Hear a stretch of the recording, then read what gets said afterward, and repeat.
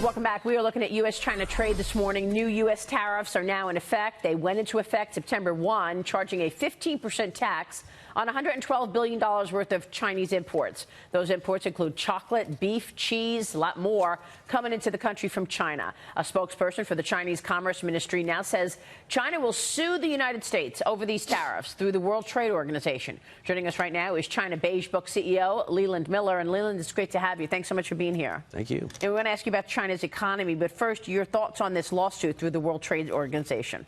Well, it makes all the sense in the world for China to be doing this. One of the things that they're most scared of is to being ganged up by the rest of the world. They feel very vulnerable because of what the U.S. is doing right now. But the problem is, how do you talk about Chinese rule? How do the Chinese broadcast the fact that they're part of the system and that they're not unfair traders? This is one way. They say, look, we work through the system. We defend the rule-based order. It gives them some nice talking points. Does the Hong Kong situation put even more pressure on Xi Jinping? I mean, next month, October, is the 70th anniversary of the Communist Party beginning on October 1st. You have to wonder if he's going to do anything before that. But what about the Hong Kong protests and how that adds pressure? It's enormous pressure for Xi. I mean, right now the world is watching. Everybody wants some sort of graphic. They want some sort of guy standing in front of a tank or whatever the closest approximation to that is. And the major problem you have right now is that you have millions of people in the street. You have police who are reacting to them. You're going to have images. It's very, very sensitive for China right now because you have the trade war, you have Hong Kong, you have all these other issues. It's very sensitive time for Leland, Beijing. what do the people of Hong Kong want? This started out as a protest against a specific extradition law, but it's become much bigger than that. What do you think they want from the Chinese government here? The major problem is that there isn't one set of demands. Clearly, what they're pushing back at is the idea that they're being engulfed by the Chinese state. People who talk bad about the state are going to disappear. All kinds of. They want autonomy. They want autonomy. Like what they were promised. They want by the their way. two systems. But China keeps breaking the promises. That's right. And the problem here is that there's no real way of easily pushing back. So this is basically an outpouring of emotion against some things that have been building up, with the extradition law being the major issue there. But this is really Hong Kong fighting for its own freedom. I think it helps the Trump side, doesn't it? It helps the president.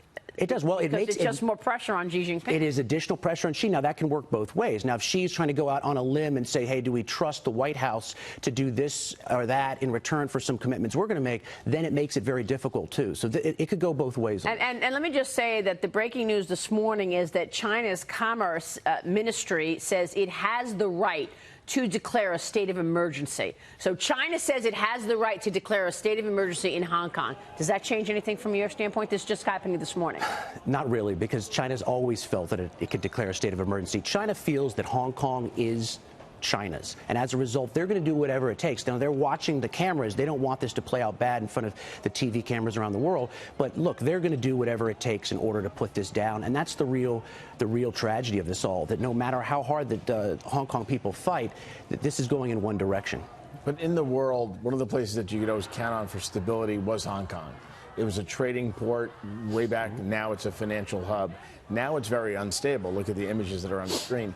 Does China concern himself with the fact that Hong Kong is important to that part of the world as being a port of entry for commerce? How about the whole world? Right. It's a financial global hub. Right. It's a huge issue. You got New York. And what message does it send to Taiwan? Hey, we're going to give you your two systems. We're going to pull it back. This is a major problem that Xi didn't need, particularly, as you said, before the 70th anniversary of the PRC. So, everything is hitting the Chinese right now.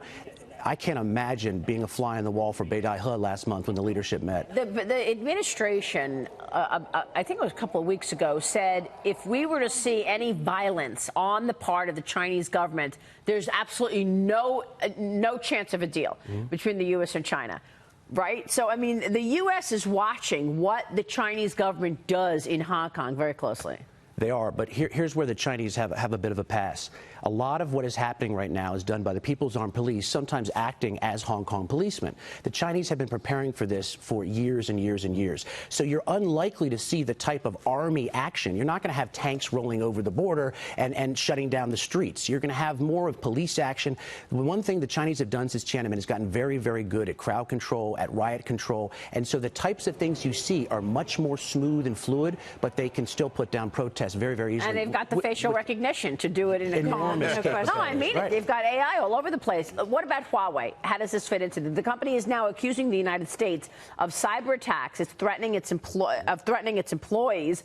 Huawei detailing the allegations in a new release, a press release, where it also denied stealing smartphone camera technology. It's still denying stealing any intellectual property. Well, that's one major concern, is that lost amidst all these other major issues, Hong Kong and trade, is that Huawei is going to get a free pass on this. Now, Huawei has been a very bad actor for a very long time, and right now they're under siege. Right now, the Commerce Department has the ability to basically stop most commercial relationships with the United States under the entity list and under some more dramatic things, a denial order, for instance, it could do.